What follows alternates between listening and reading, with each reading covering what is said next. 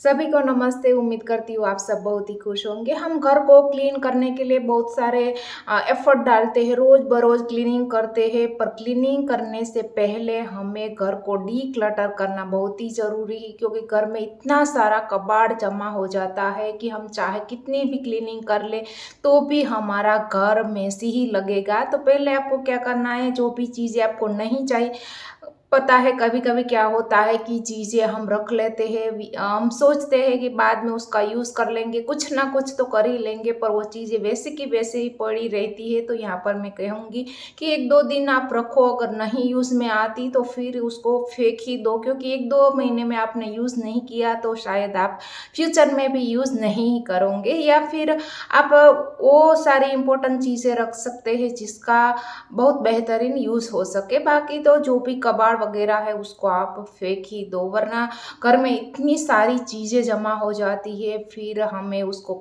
Clean करना, घर को ऑर्गेनाइज रखना बहुत ही मुश्किल हो जाता है। तो आज के वीडियो में हम वही जानेंगे, चीज़ों को डीक्लटर करेंगे, फिर उसको क्लीन करेंगे, ऑर्गेनाइज करेंगे, छोटी मोटी हैक्स भी हम इस वीडियो में जानेंगे। तो स्टार्ट करते हैं आज का वीडियो। मैंने ऑलरेडी डीक्लटर की वीडियो बहुत सारी मेरे चैनल पर शेयर की हुई है। तो यहाँ पर आज चलते हैं कि ये एक थोड़ा सा स्टोर रूम जैसा है, जहाँ किसी भी चीज़ की जगह नहीं होती, यहाँ पर वो चीज़ें की जगह मिल जाती है और वो चीज़ें भी मिल जाती है। तो क्या है कि किसी को कोई भी चीज़ नहीं चाहिए तो बस यहाँ पर डंप करके चला जाता है।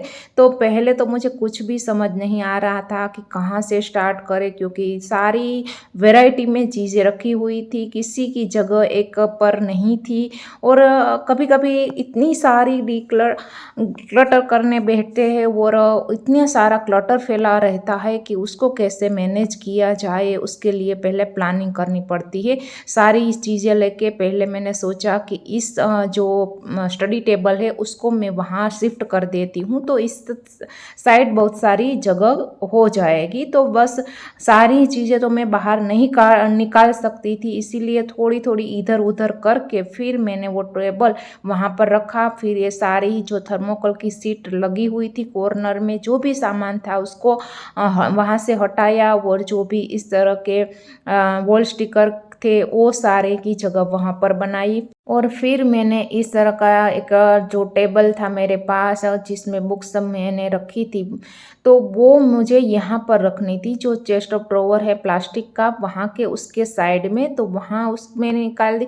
उसमें क्या था कि जो भी कॉपीज़ पड़ी हुई थी, जो एक्स्ट्रा रहती है वो थी। नीचे मेरा जो DIY का सामान था वो सब मिक्स में था। तो मैंने क्या किया कि ऊपर दो तीन जो उसके जो बॉक्स है उसमें मैंने सारी ही कॉपीज़ लगा दी, और नीचे जो भी कैबिनेट्स है उसमें मैंने सारे ही मेरे जो भी DIY और मेरी जो भी वीडियो की चीज़ें थी वो मैंने लगा दी। तो 2-3 महीने में एक बार तो इस तरह की डीक्लटरिंग आपको बेडरूम में हो गई, स्टोर रूम में हो गई, टॉय रूम में, टेम्पल रूम में करनी ही चाहिए। बहुत सारी चीज़ें इतनी जमा हो जाती है और इतनी डीक्लटरिंग के टाइम निकलती हमें भी पता नहीं रहता कि ये सारी चीज़ें हमारे पास है।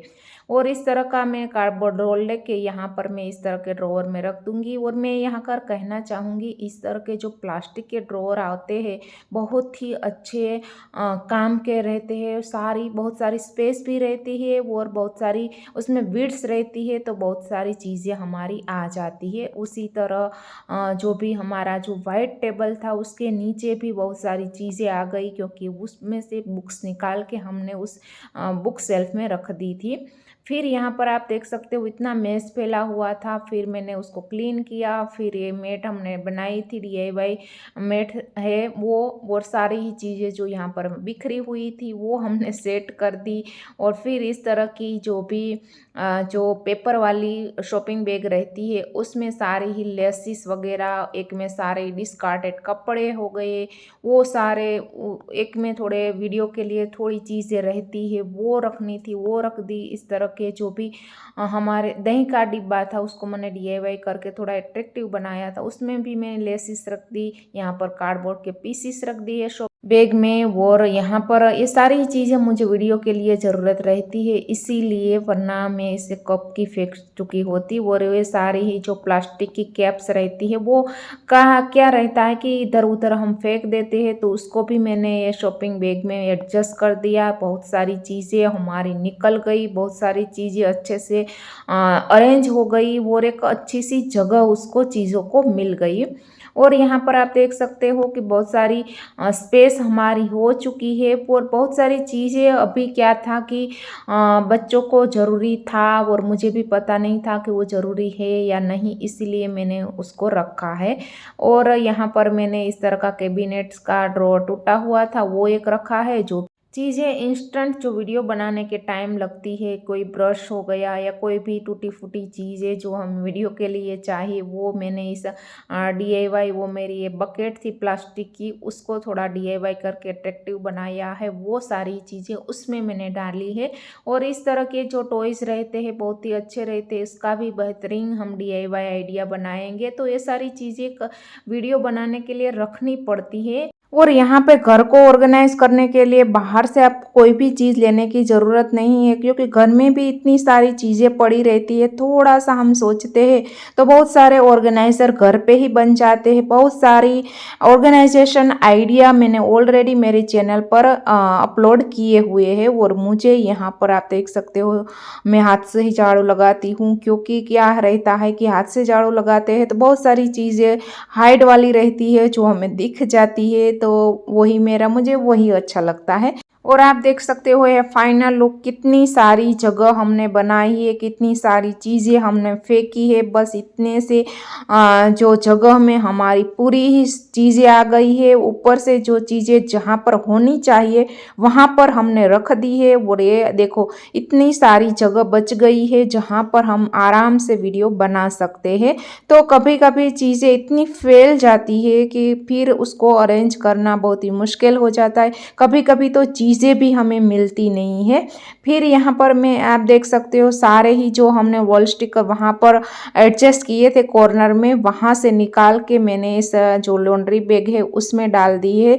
तो क्या है कि थोड़ा विजिबल रहे, तो हमें चाहिए तो तुरंत ही निकाल सके। और यहाँ पर आप देख सकते हो टेबल का माइका थोड़ा निकल गया था, तो थोड़ा अच्छा नहीं लग रहा था टेबल, तो मैंने सोचा कि उसका लुक थोड़ा चेंज करते हैं। यहाँ पर मैंने कलर ले लिया है और कलर मैंने जो सामने वाला पार्ट है जो बिगड़ा हुआ है उसमें ही खाली किया था, तो अलग से पट्टी जैसा फाग दिखाई देगा तो अच्छा रहेगा। और जो भी चीज़ बिगड़ी हुई है वो भी अच्छी हो जाएगी। तो यहाँ पर वो भी हमारा ख़त्म हो चुका है पूरा ही घर। पहले तो 3-4 महीने से मैं सोचने में ही लगा दिया कि आज करूँ कल करूँ, तो एक बार अगर हम सब बस चीज़ें निकाल लेते हैं फिर तो हमें करना ही पड़ता है। बस 2-3 घंटे में हमारा काम निपट गया।